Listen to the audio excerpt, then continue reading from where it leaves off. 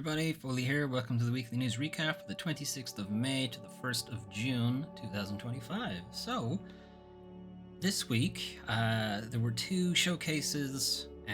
One of them is the Indie Quest showcase, which focuses on, as you might imagine, indie games, but then also indie games that are focused on JRPGs.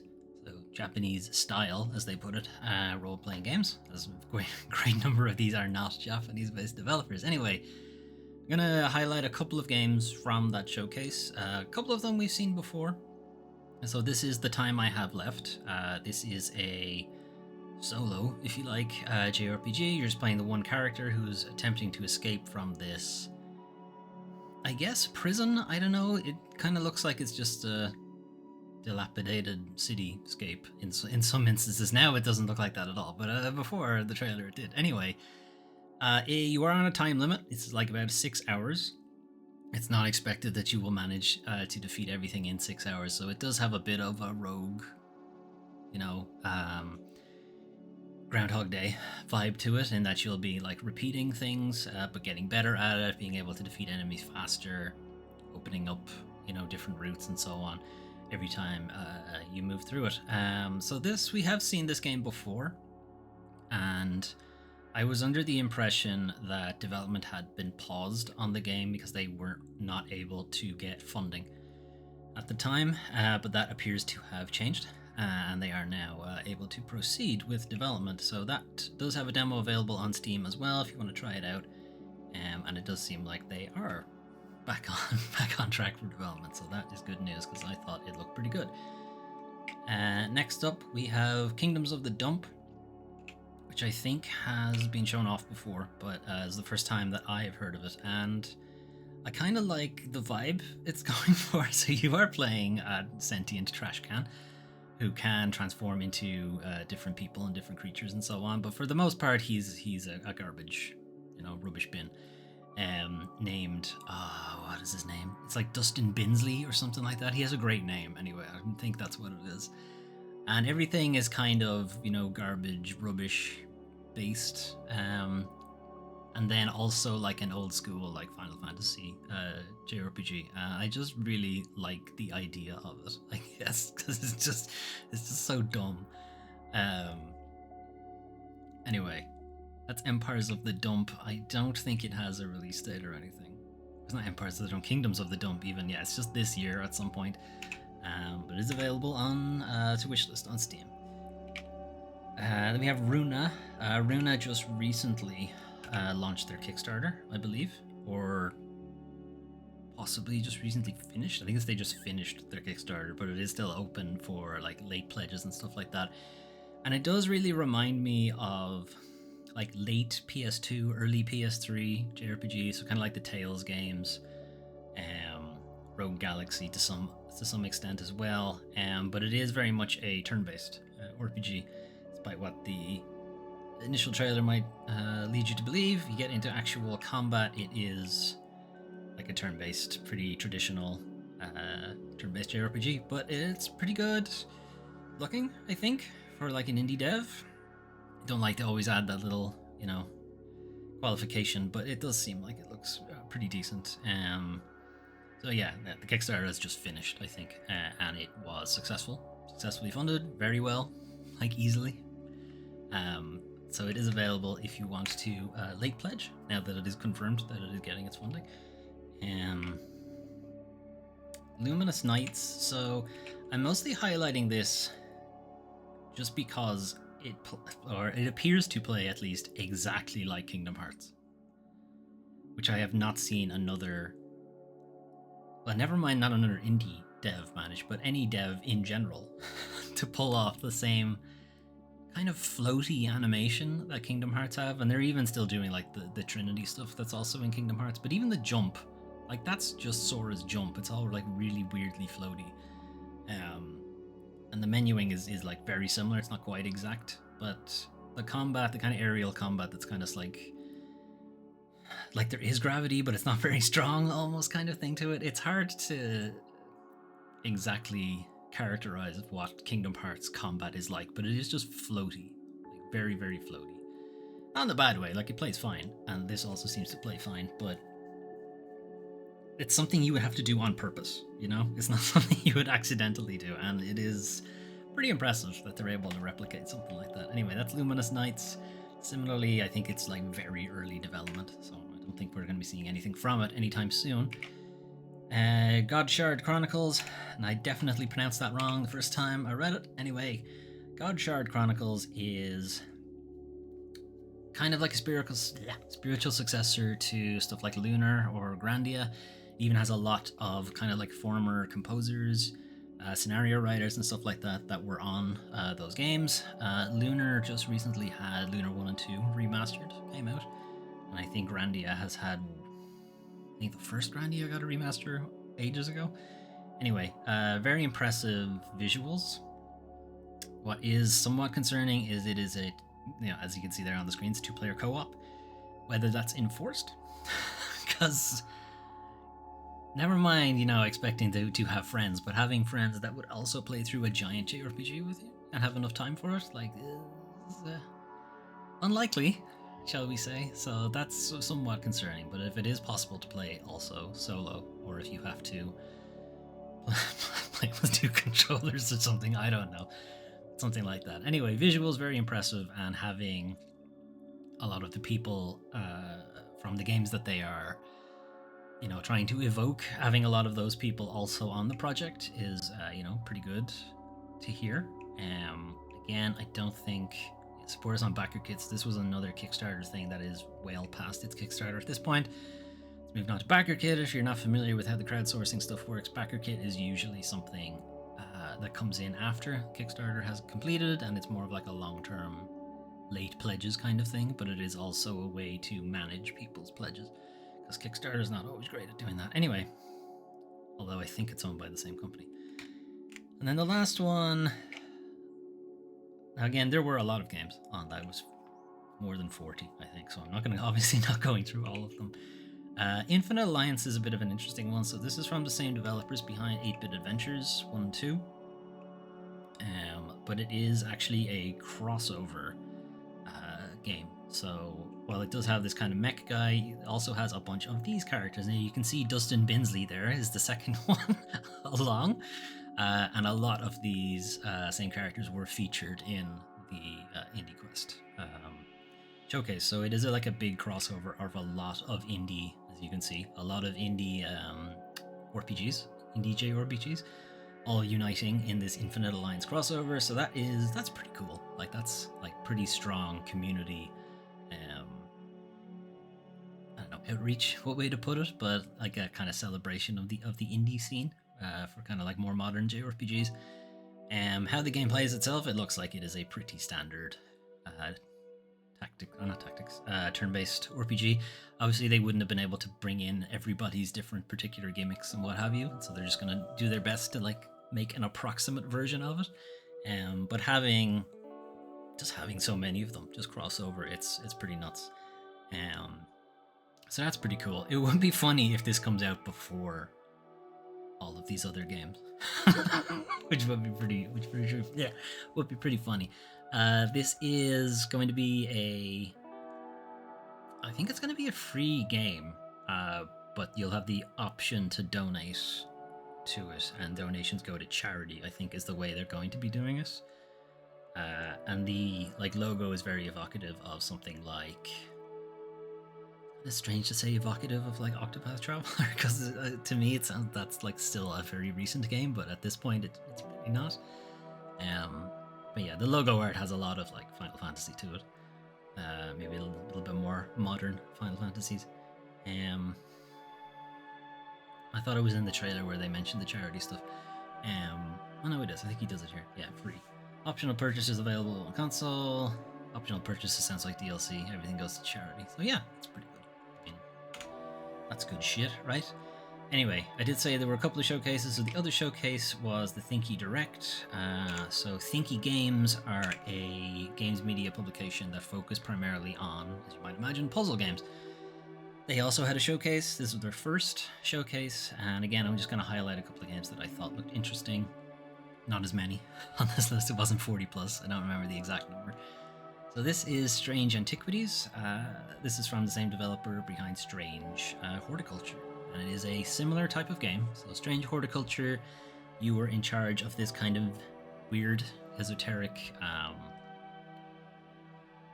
florist, effectively, and people would come in and they would say, I need a plant that can do this, this, and this, and whatever, and has all of these attributes and so on, and you would have to figure out what plant they were talking about, and give it to them and sell it to them and what have you. And this is kind of the same idea, but now it's like cursed relics and magical items and stuff like that, and people will come in and ask for it by name or whatever, but you're new here, it's your first day, you don't know what these items are, so you need to figure out what item they're looking for, you know. So it's a bit of a deduction in some ways, but wrapped around a kind of magic item shop where the things you sell, you're not supposed to sell them to people. Anyway, Strange Antiquities, there's a demo June 5th, which is next week. And we had He Who Watches. So He Who Watches was a game jam game, as far as I remember. And they've been developing it into more of a full-fledged thing. So as you can see, it's a kind of gravity manipulation thing, moving kind of the old style way of doing dungeon crawlers, where you would literally kind of crawl just by one grid point every step kind of thing, but done like a puzzle game, like Portal-ish. You know, it's kind of going with that, but its gimmick is gravity manipulation more than anything else.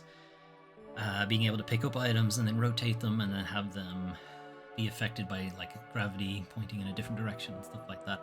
It seems like it's a simple premise that can be taken in some really strange directions, and that is kind of just like quintessential Portal almost. It's like Portal, yeah, it's you make one point and you make another point and you walk through one, you'll appear in that. Grand. No, simple gimmick, easy to understand, and yet the puzzles get very strange after a while, very difficult and so on. And I think this will have a similar thing. Yeah, you just press a button and gravity rotates. But still, I'm going to find a way to make it weird. Anyway, He Who Watches, going to be a while, I think, before that will be available. And last one, Echo Weaver. I think I've seen this one a couple of times, but it hadn't actually been explained to me how the game works, and this longer trailer does go into its kind of premise. So it's got a little bit of that first game we were talking about, which was The Time I Have Left. So it is a Groundhog Day kind of thing.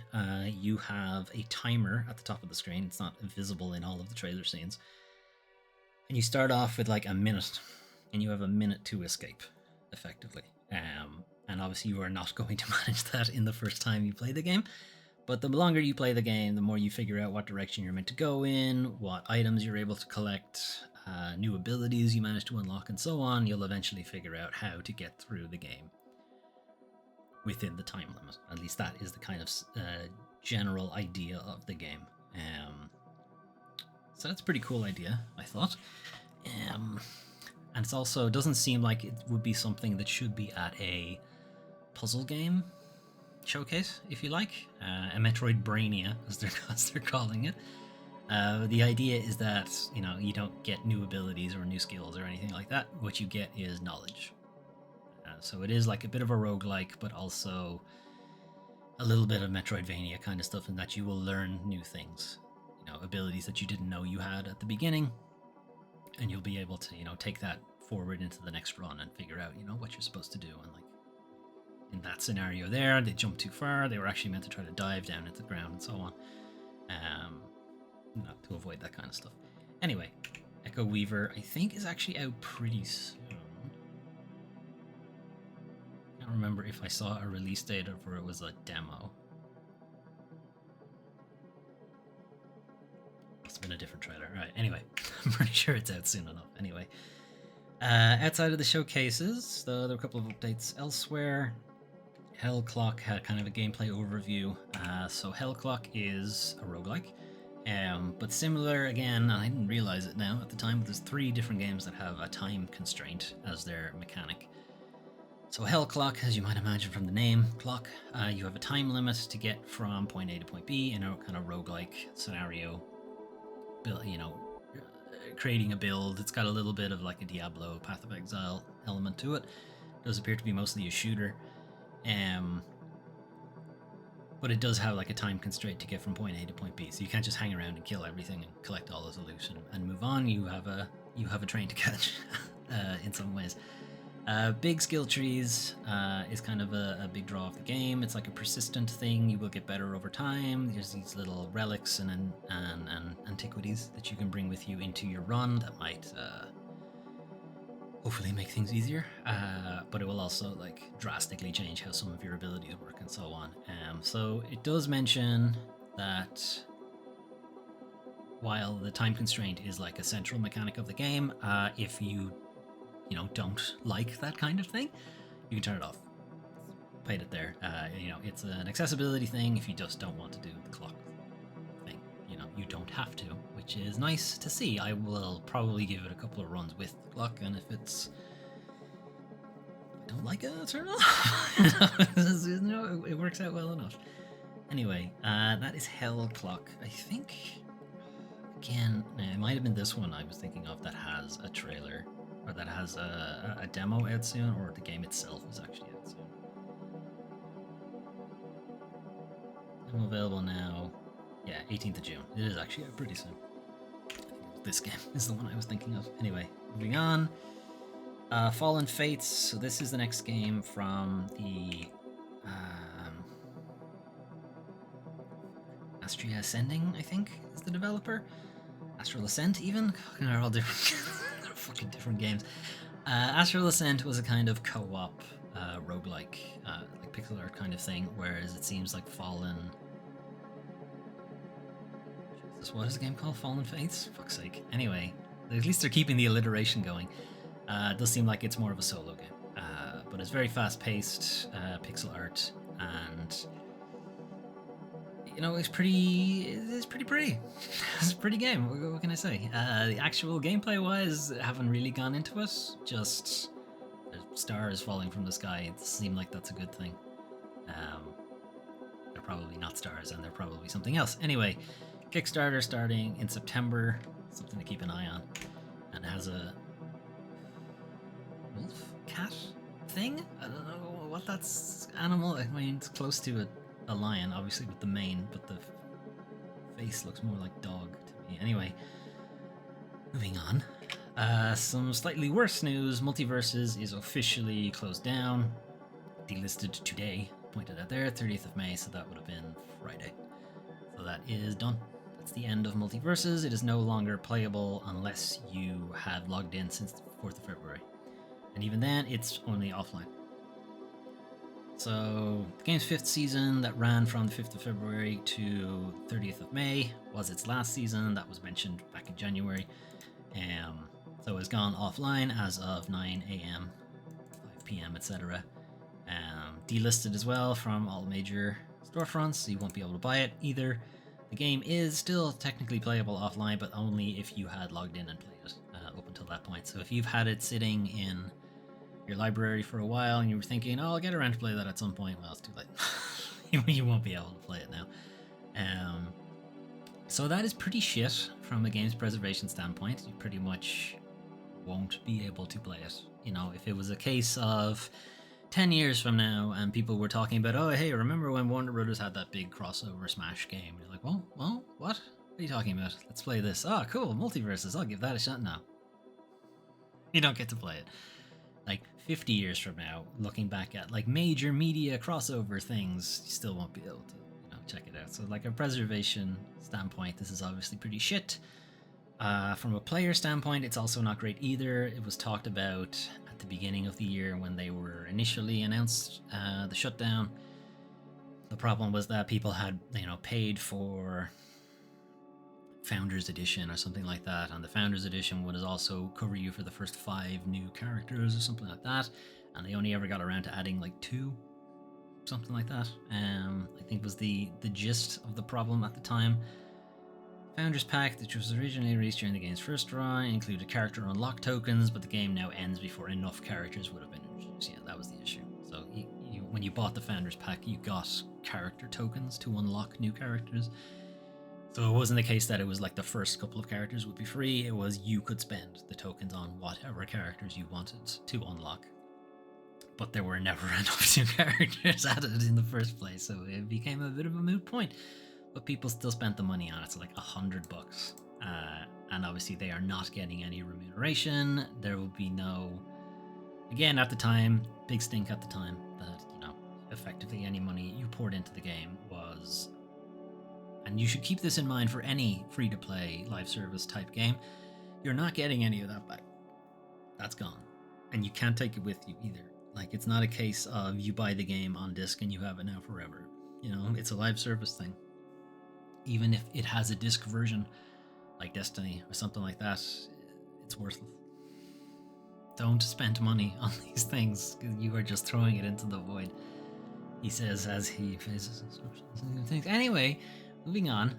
Free games this week over on the Epic Games Store. Limbo, which is at this point is, I guess, a retro classic of the side-scrolling puzzly type things. I guess one of the first, probably, puzzle platformers, certainly one of the better known ones. Limbo has you as a child, limbo kid, going through what we assume is limbo. There's no text in the game, and the story is, at best, you know, difficult to understand.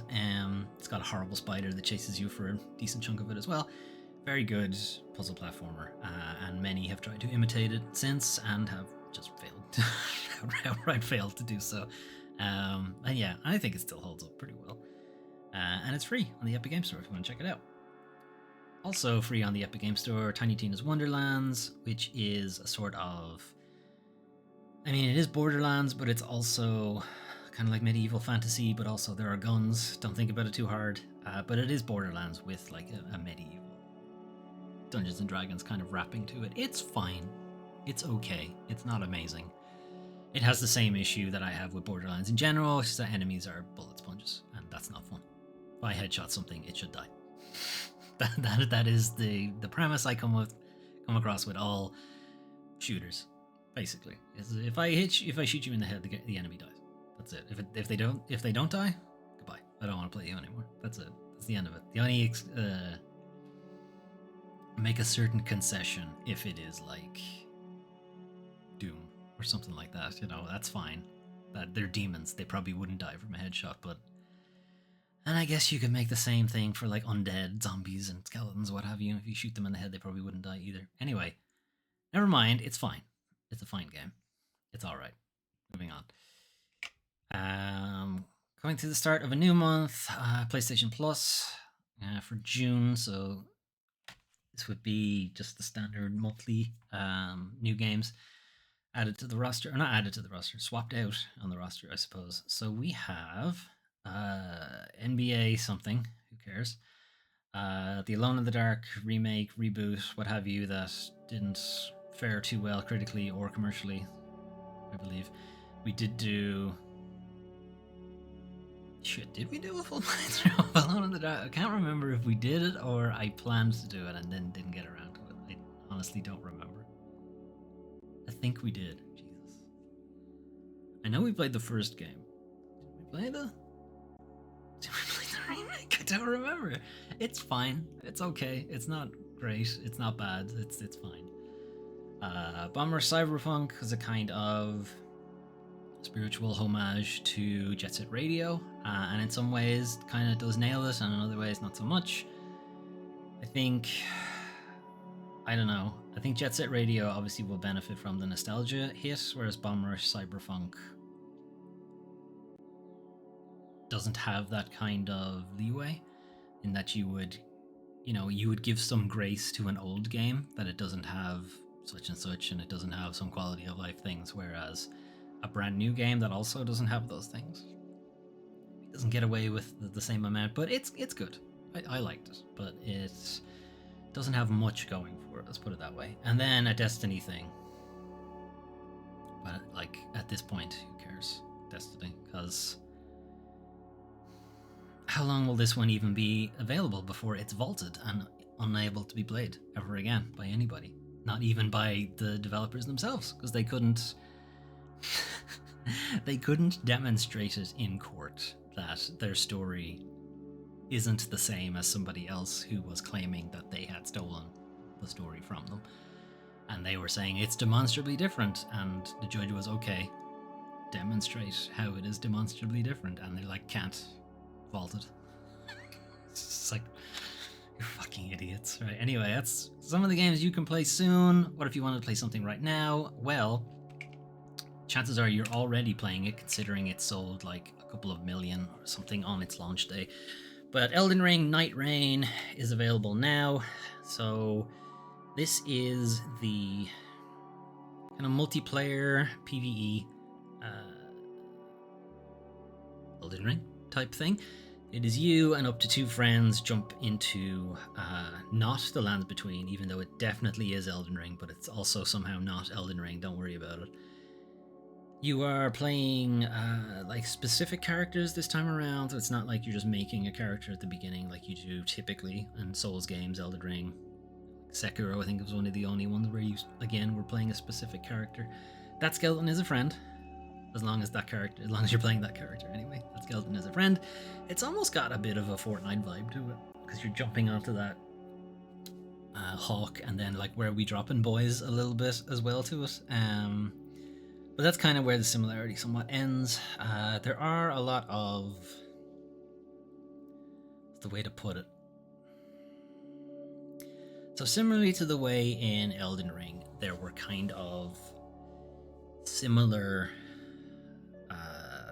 activities, we'll say, that you could do in the environment. So it's like the catacombs areas that were dotted around the map, or the mines that were dotted around the map. Or like some of the caves and stuff like that were all kind of somewhat similar to each other, and you kind of assumed that you would get the same kind of rewards in those different places. Like if you went into mines, you knew you were getting smithing stones and stuff like that. And if you went into the catacombs, you knew you were going to be fighting those shithead gargoyle guys and so on. So there's a lot of that in the Night Rain map. You know, there's a lot of like, hey, go over here to this tower and you will get probably some kind of magic spell as a reward. Or head over here and there's like a flask charge in the church, but you'll have to fight something that's in the way and stuff like that.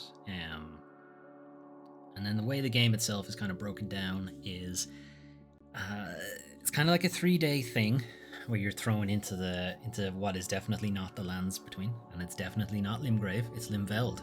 Different, right? Different letters and everything. And you have a day to collect as many items as you can and as many upgrades as you can, and like find a weapon that you're comfortable with, or stick with the weapon you start with and just make it better and so on. And just generally go around the map doing activities and fighting enemies and so on. And it's the same kind of combat that you'd expect. If anything, it's probably a little bit easier because there's 2 other people there to help you out. Unless you're playing it solo, in which case it is actually quite hard. Because the game is somewhat unbalanced for solo play. There is a patch on the way to fix that, but as it stands now, the general consensus is that solo is significantly harder than you would expect it to be, balancing wise. There's also not a 2-player option, so there's no duos. It's only trios or solo, which is like a weird oversight. Like, strange that they wouldn't have given you a 2-player option. Like, it's possible that because of how unbalanced it is solo wise, they didn't want to also try to figure out how to balance it for duos and so on. Anyway, on your first day, you're collecting items and so on, and then there is a boss at the end of the first night. And all while you're doing this, there is the kind of Fortnite, PUBG, Battle Royale thing where there's a zone that gets smaller over time, and then at the center of the zone is the boss of the first day. And then the second day is pretty much the same thing, but enemies are a little bit more difficult, I think. And then there'll be a boss at the end of the second day, and then they'll be a little bit harder, and so on and so forth. And then the third day is just a big boss fight against a massive Elden Ring, Dark Souls thing. I think the first, most common one I've seen, so it's probably the first boss, is like a Cerberus thing that can split into 3 separate dogs, and one of the dogs has a big sword on a chain, and it's awesome. It's like a really cool boss. So if they're all like that, that'd be pretty great. Anyway, I haven't, or at least the people I've been watching, they haven't progressed much further beyond that. And the game is only just out, give them a minute. Anyway, that's not the only game that came out this week. There's also the complete tonal opposite, probably, is Paper Clay, which is a very old school mascot platformer type thing. And it is very fun and very cute and kind of short. You know, you probably get through it pretty quickly. You could probably do it in an afternoon, evening. But it's fun. It's a fun game and is very much not Elden Ring Nightbright. Anyway, unfortunately though, it is now time to talk about the worst part of video games. The video game industry, and wouldn't you know it, we're continuing the grand tradition of the last 2 years, I guess, which is just fucking lay off everybody before Summer Game Fest, I guess. So Playtonic confirms layoffs, landscape is shifting and with it so must we, maybe, who knows, citation needed. Anyway, numerous Playtonic staff have been posting on social media, basically saying that they had lost their jobs, looking for new jobs and so on. And there were enough of them, critical mass, that Playtonic eventually did officially confirm it, though they haven't clarified exactly how many developers are being let go from Playtonic. So if you're not familiar, Playtonic are known pretty much entirely just for Yooka-Laylee, because it's the only game they ever made. However, they are a publishing arm, or rather, sorry, they have a publishing arm that has helped a bunch of other indie developers get their games published.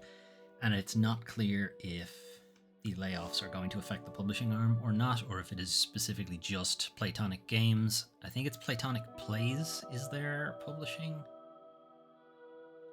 I think it's in this article. It's in this article, but I did not highlight it, so... Playtonic Friends, sorry. Playtonic Friends is the publishing arm, so it's not clear if that's being affected or not. Anyway, we must make painful decisions. Recent years, games industry, yada yada yada. There's no money around because nobody's investing, because all the investors went into private equity and are instead, you know, putting Hooters to fucking bankruptcy for some reason. Anyway, heartbreaking decision to say goodbye to some truly brilliant members. It's a period of profound change in how games are created and financed. Created? No. Financed? Yes. The landscape is shifting, and with it so must we. How they're shifting? Not clear. There is the remaster of Yooka-Laylee, Yooka-Replaylee, which is out at some stage later this year. And I was thinking that it's a bit shit to lay off people who had probably worked on the game, and then they won't get the... So previously, and this might just be major publishers, but there would have been a bonus to... And this was a shitty practice, now let's make it clear, but there would have been a bonus tied to the review score or the Metacritic score of the game. And if it hit like an 80 or a 90 or whatever, there were additional bonuses for developers. Now, I doubt Playtonic would have had something like that, because they're not, like, just don't have that kind of money, which is quite clear because they're laying people off. But having the developer not around for that certainly would mean that you wouldn't have to pay those bonuses because they're just not there. But I was then also thinking that there were a great number of publishers, developers who laid off devs like right after the game was launched, which is also shit. So I'm thinking I can't be annoyed at both things. I'm just annoyed they're getting laid off. Really, it really doesn't have too much to do with the timing exactly. Playtonic, I'm somewhat willing to give the benefit of the doubt. I do think it's a case of them just not getting the investment. Just not having the money to sustain a large number of developers and what have you. Whether they've earned it or not, I don't know, but they do seem like a smaller player, and I do think that they do have the interests of their actual workers in mind, rather than just, you know, having to pay some exorbitant executive salary. I could be wrong, but it doesn't feel like it. Speaking of executives' exorbitant salaries, Smite 2 developer Hi-Res Studios lets go the president and other executives. They did the thing. They did the thing I keep telling them to do. Let's fucking get rid of the guys who were fucking siphoning off all of the money. Anyway, Hi-Res Studios has been hit by more layoffs. They've had a ton of layoffs in the last while. It's like, it's entirely possible that there were no devs left to lay off, because if they did, there would just be nobody left to work on the game. So they were just left with only executives. They're the only ones we have left to lay off. I don't know. This time, however, it was executive leadership that was laid off. So the studio president, Stuart Chisholm, executive producer Travis Brown, and some other senior staff member. Senior staff member. That's not right. Anyway, known as Radar. For fuck's sake. Single name senior staff member. Cher. Anyway. So Alex Cantator even, who I think was team lead for Smite 2, and I think he's just running the company now as well. Now, leading development, I was just leading the development team. Unfortunately, there were a handful of layoffs in senior management. Yes, unfortunately, how terrible. Only last Thursday, Stewart, the president, is transitioning away from Hi-Rez, which sounds like he's getting a nice golden parachute out of that. Anyway, Travis and Radar were also affected, as well as 2 folks in senior management on the Rally Here side of the business, which I think is an outsourcing arm for Hi-Rez. Anyway, I am very sad to be losing all of them, I'm sure. Anyway, so it turns out the board at Hi-Rez Studios felt that the company had a lot of senior management in relation to our current size, and current size is kind of a funny one because you laid off a shit ton of them, a shit ton of developers beforehand, so it's possible the senior management might have been proportional at the time, but you opted to keep them and keep paying them their bonuses and wealth inflation, but not a wage, because that would be taxable. Anyway, Stuart Chisholm, president, took to LinkedIn to basically say that his departure had been discussed for a long time. Yes, I'm sure they were discussing the golden handshake he was getting afterwards. It's bittersweet, but I'm leaving after 17 years. That is a long time. You know, it's not like he was parachuted in as president. You know, he had been there for a good long time. What's not clear is if the other layoffs of upper management were also in talks and being discussed for a long time, and how much stock they'd be taking with them along the way. Certainly not. There's no talks of severance packages with these guys, because, you know, that's already in their contract. As pointed out in this article, back in February, Hi-Rez held a lot of layoffs that basically shut down, like, Paladins. I think the whole game was gone. The original Smite disappeared as well, and it was pretty much just Smite 2 that they were working on, and I think that is the case now. They're just working on Smite 2, which isn't even out. It's still in beta. I think it is. At the time when the layoffs happened, it was still in beta, and I think it still is. So either that company is expecting that Smite 2 is going to do really well, or they're maybe a bit fucked. Anyway, speaking of a bit fucked, People Can Fly cancels 2 projects, confirms it will once again have to scale down its teams. This is like the 4th time it's had to scale down in the last 2 years or something. People Can Fly has cancelled 2 projects. So it's Project Gemini and Project Bifrost. These are obviously code names. We don't know what the game itself would have been called. They attributed the suspension of both of these to the publisher not presenting us with a draft of subsequent content rider to the publishing agreement. I know that was all English. I didn't understand it either.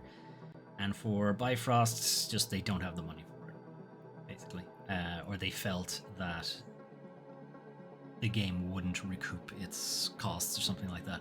Bifrost was going to be a VR title, so I can, you know, as much as I very much like VR, the money's not there for it, because it's still very much a niche thing. Anyway, the suspension of the Gemini project is a consequence of the fact that the publisher, capital P, has not presented us with a draft of the subsequent content rider to the publishing agreement, capital P, capital A, covering the terms and conditions of further milestone on Project Gemini, and the lack of communication from the publisher, capital P, as to its willingness to continue or terminate the Gemini project. So it sounds like whoever, capital P, publisher, is just not talking to them, has just gone radio silent, effectively. The rider, content rider to the publishing agreement basically sets out, when you hit this milestone, you get this money. So when you have a playable build, you get this money. When you have a vertical slice thing, you get this money. When you have a demo available for, like, PR or something like that, you get this money. Like, it's like a roadmap of when you get the money, basically. And they haven't sent that on. And from the sounds of things, they have just straight up stopped talking to them. Who this publisher is, we don't know. Capital P. They have worked with Square Enix in the past. They worked with Square Enix for Outriders, this game, which was okay. Alright.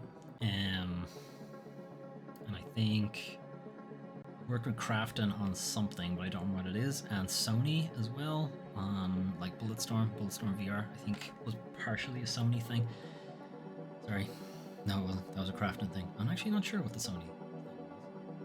Anyway, we're not sure who the capital P publisher is, but if it's Square Enix have been talking about pulling back on outsourcing things and bringing more things in-house so they can keep an eye on the development and, you know, basically having a much tighter rein on development than they've used to have. So, could be them.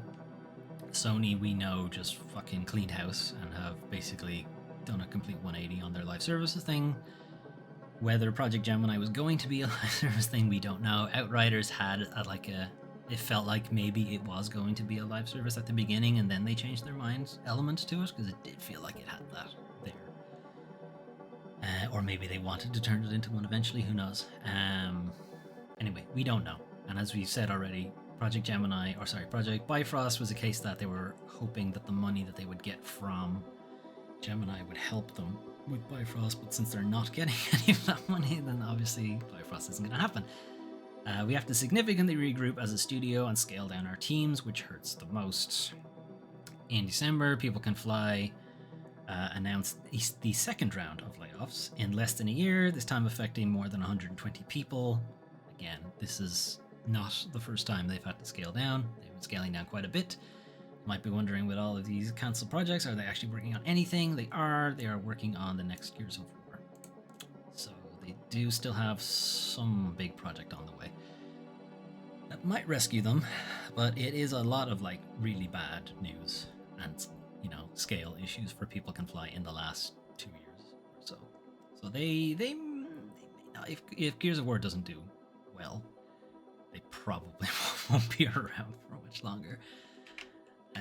Speaking of not around for much longer, like not around at all, in fact, EA shut down studio. They opened less than 2 years ago, and as such have cancelled the Black Panther game they were working on. So in 2023, EA opened Cliffhanger Games. This was helmed by former Monolith head developer Kevin Stevens. Monolith, another studio that Warner Brothers only most recently shut down.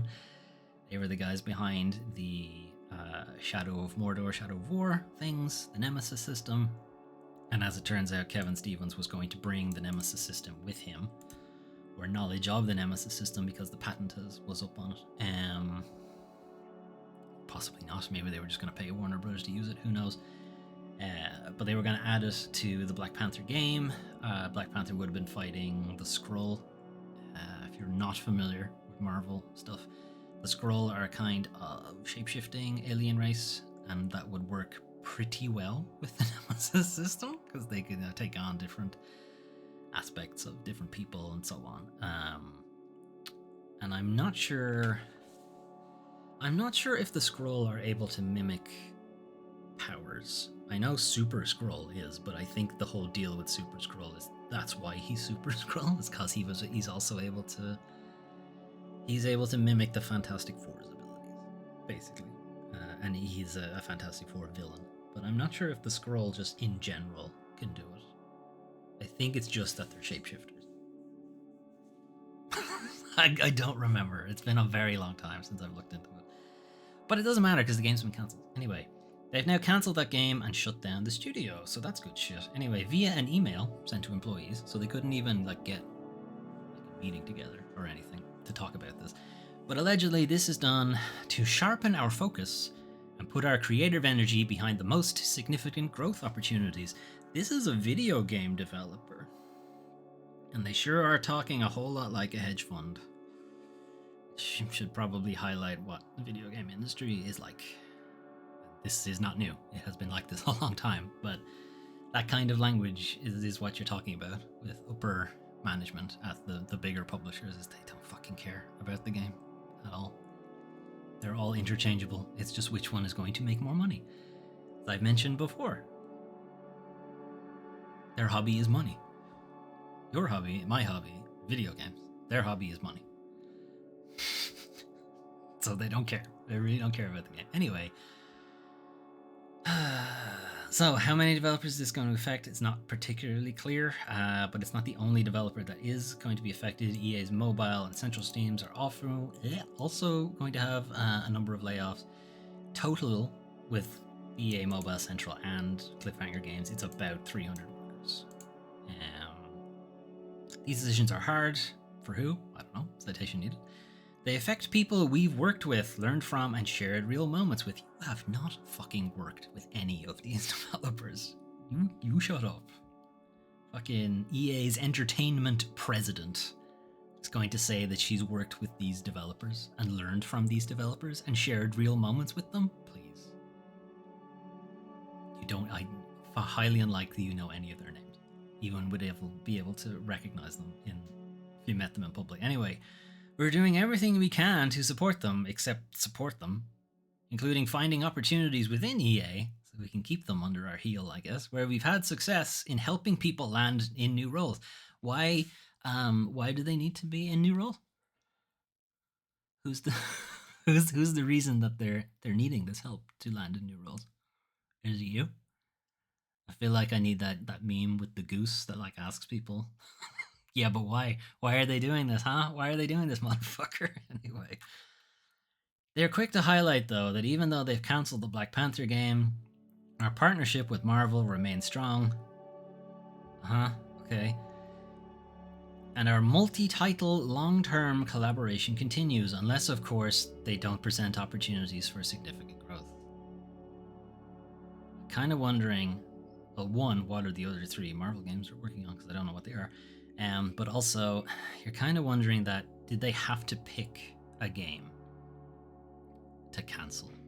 And do you think, this is obviously pure speculation on my part, but do you think it's because of the first word in Black Panther's name? Do you think that's why? Do you think that's why they felt comfortable cancelling that game and not any of the others? Anyway, on top of that, EA are going to be focusing on Battlefield, The Sims, Skate, and Apex Legends going forward, but not the 3 Marvel multi-title long-term collaborations. None of those came up. So, what exactly are we focusing on here? It's great that they're focusing on the ones that are definitely going to make money and definitely aren't going to crater anytime soon. Like Battlefield definitely just has nothing but good press right now, right? And Skate, oh boy, everything I've heard about that with the whole always online part, yeah, that's going to be received real well. And The Sims isn't like the most pirated game of all time or anything like that. And definitely Apex Legends, you got to see that up at the top of the played games on Steam. It's there all the time, right? You know, you're not. When they say don't put all your eggs in one basket, you know, they do mean that. You got the don't part, right? Don't put the eggs in there. Anyway, some other great things going on with the employees of EA. In-person work. So the return to office shit. Android Wilsons still have that James Stephanie Sterling saying Android Wilson instead of Andrew Wilson. It's actually just shorthand now. Anyway, CEO Andrew Wilson of EA said in an email to employees when he was talking about in-person work, so that's good. Couldn't even have an in-person meeting about it. Good shit. Leads to a kinetic energy that fuels creativity, innovation, and connection, often resulting in unexpected breakthroughs that lead to incredible experiences for our players. Fuck you. You do not give a shit about any of that. You certainly haven't had anything that fuels creativity and innovation at EA.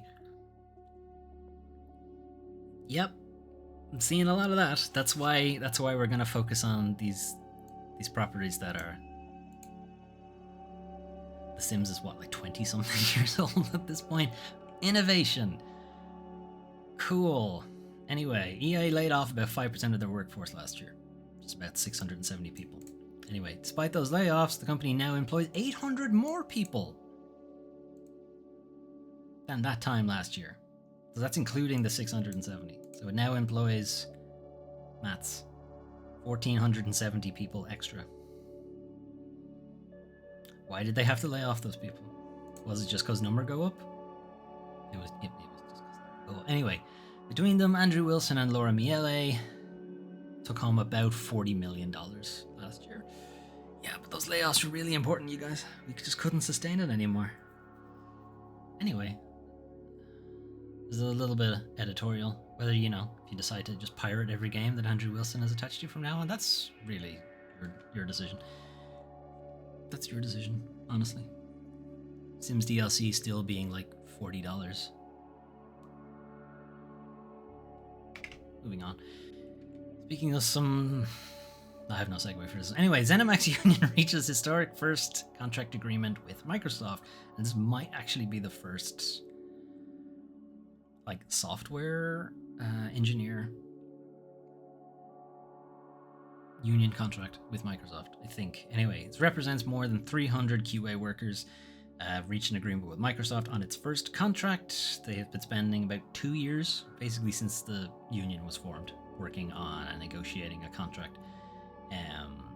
So being able to go toe-to-toe one of the largest corporations in the world isn't a small feat. This is a monumental victory for all current video game workers and for those that come after. This is senior QA tester and ZeniMax Workers Bargaining Committee member Paige Branson.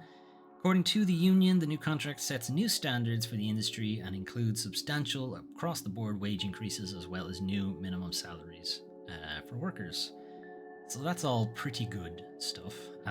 And going into the details a little bit, so there's protections for employees against arbitrary dismissal, which is just you're fired for no reason. Or you're laid off for no reason. Just, for number go up. Number go up is not a reason. Let's go with that. Anyway, adding some grievances procedures, so this does allow employees to basically have an official way to file a grievance, which I guess they didn't have beforehand, or what they did have wasn't good enough. And accrediting policy to acknowledge QA contributions, which doesn't seem like it's a big deal, but it is kind of a big deal when you can say, I worked on that, and it's prove it, and it's my name is in the credits, QA often are just a kind of, you get the head of the QA department and a couple of the senior QA people, and that's it. But the QA team is fucking enormous, usually. And adding all of those names is going to be a pain in the balls, but all of them worked on it, so they should have their name in the credits. Anyway, there's also a keeping a previous agreement on how AI is going to be used in regards to QA, and basically it's to make sure that all it does is enhance worker productivity, growth, and satisfaction without causing workers harm. What is not clear other than who makes the decision that it is actually enhancing their productivity, growth, and satisfaction and not causing harm. So that will be an interesting one to come up with. Anyway, CWA District Vice President Mike Davis saying, I look forward to the strong contract that we'll secure with other video game studios in the months to come. This is just the beginning, so this is kind of also showing that, hey, Microsoft agreed to these terms. Fucking Microsoft even agreed to these terms, guys. Come on, stop being shitheads. Basically, there's a way to say, other video game publishers who might be being a pain in the balls, you might say, look, even Microsoft agreed that these terms are fine. Are you really that bad? Anyway, yes, they are. Anyway, it is important to point out that it was not smooth sailing getting there. 2 years of negotiation. It's not going to be 2 years of negotiation if everyone agreed on everything. So clearly there were some problems. In fact, back in April, union leadership authorized a strike against Microsoft. And weeks later, the union accused Microsoft of refusing to address a number of concerns brought up during negotiations. So it's not like Microsoft were playing nice here either. So this is a pretty hard won contract. Now, whether Microsoft sticks to it, it will be another question, but we'll find out later on. I don't have a segue for this one either. Anyway, Mindseye boss claims game's negative reaction ahead of release has been paid for in concerted effort against studio. Okay, paranoid much? So, this is Mindseye, which is the first game from Builder Rocket Boy, which is...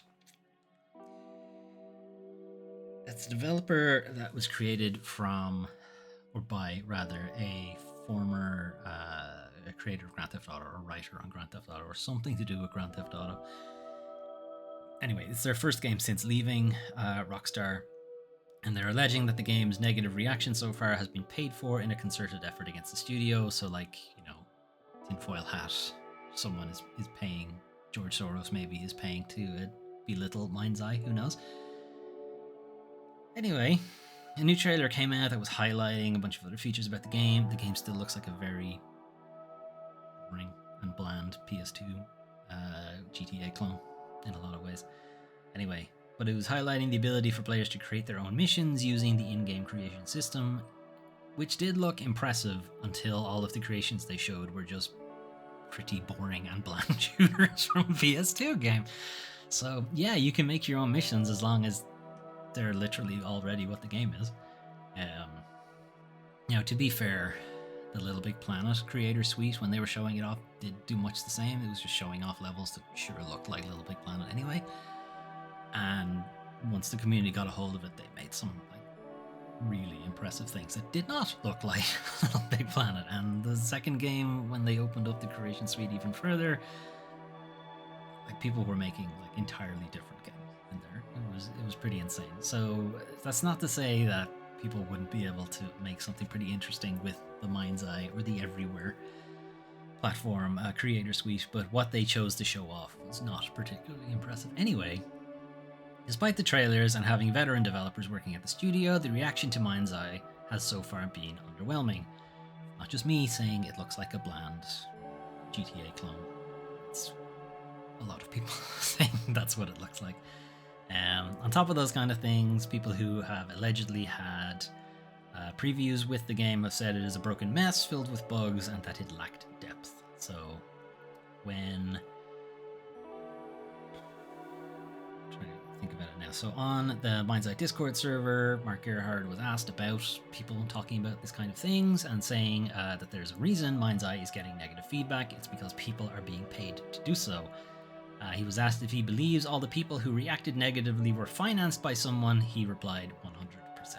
So that's some pretty high grade, pure copium right there. Anyway, I just said that there is a concerted effort by some people that don't want to see Leslie, that's the GTA person, or Build a Rocket Boy to be successful, that are making a concerted effort to trash the game and the studio.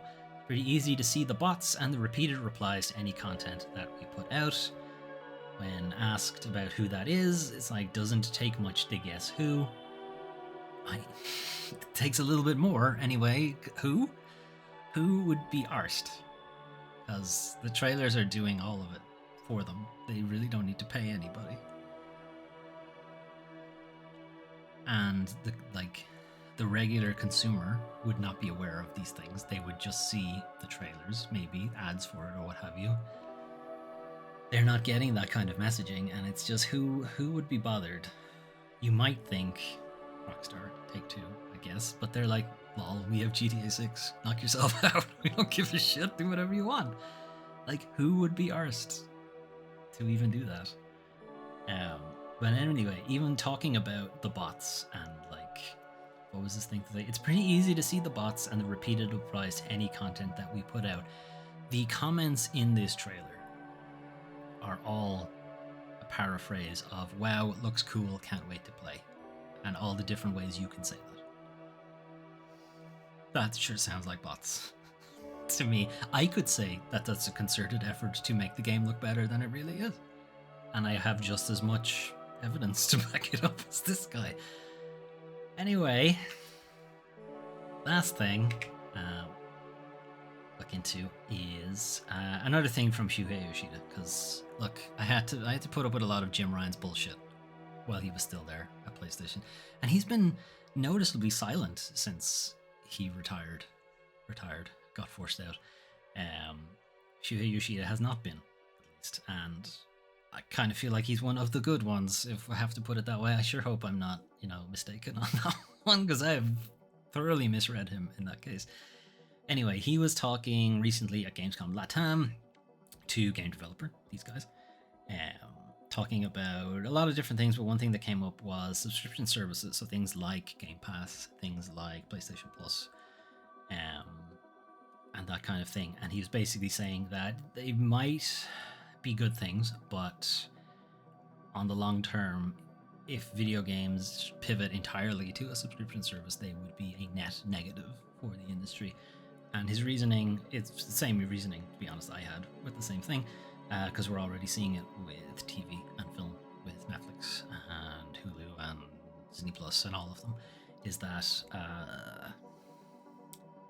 you don't see the same breadth of content that you used to see for TV, for film. A lot of it is just what will play well on the streaming services and stuff like that. Anyway, subscription services are great if you're allowed inside the walled garden. So the question here is that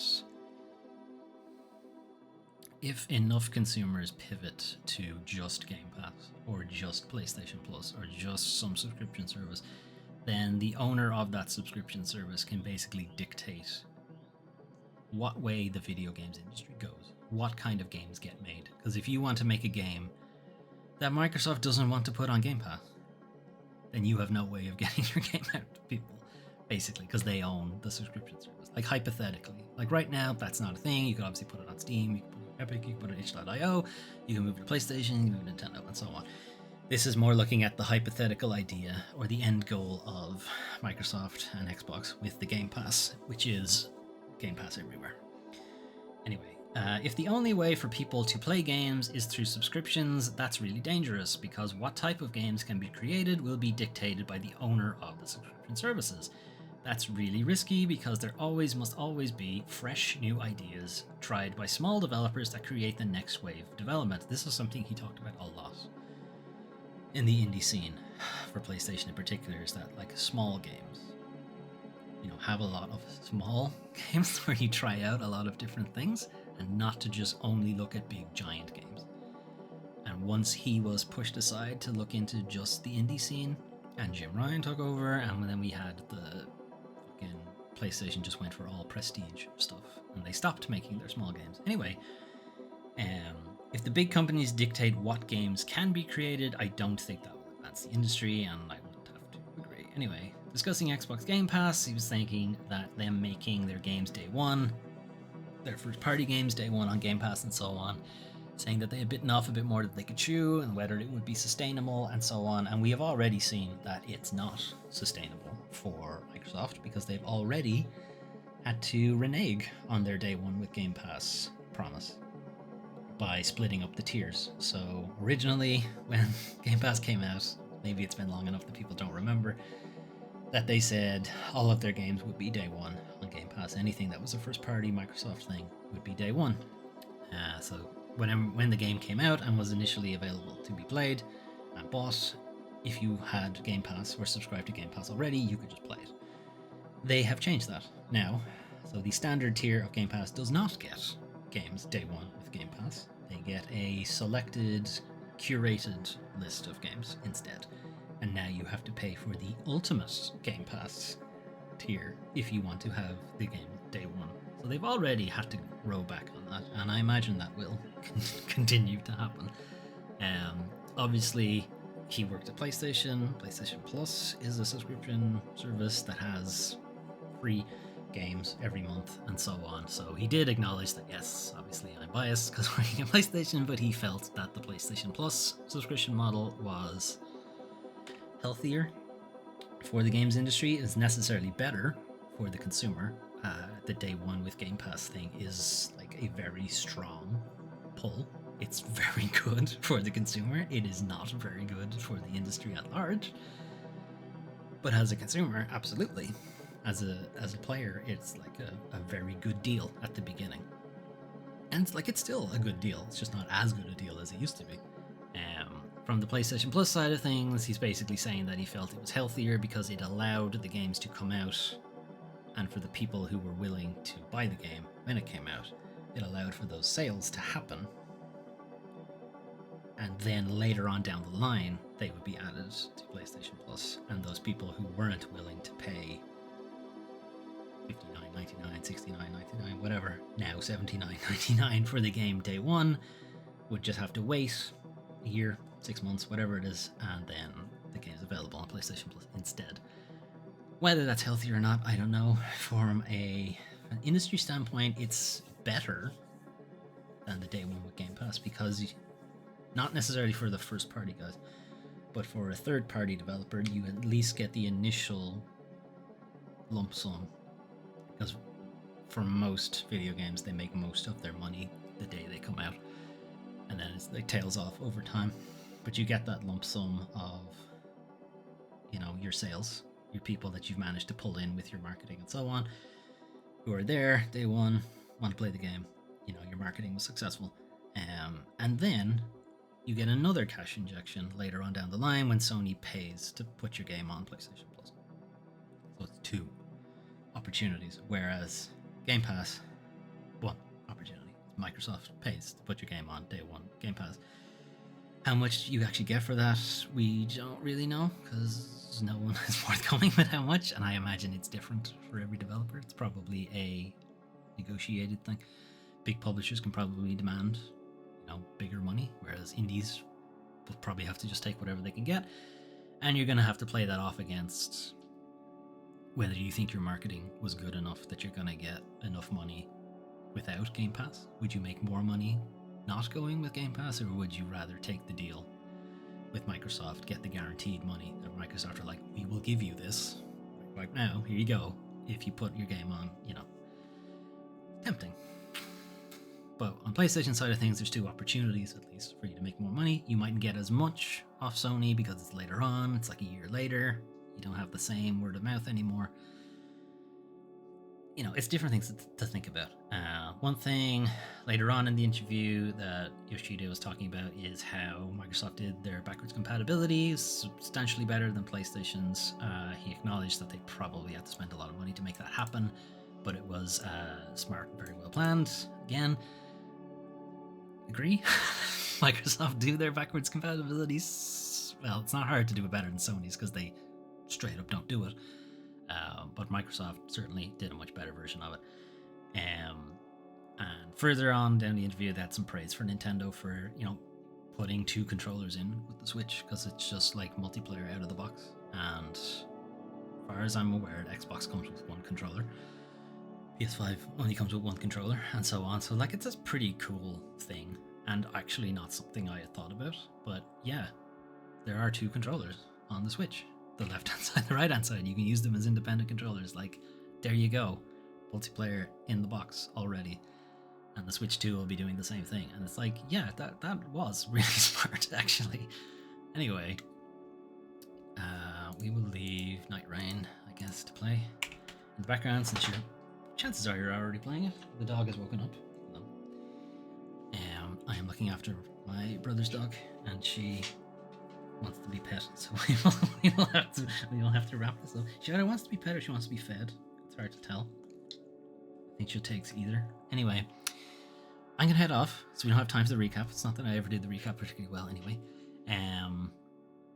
So I'll talk to you guys next time. Have a good one. Bye.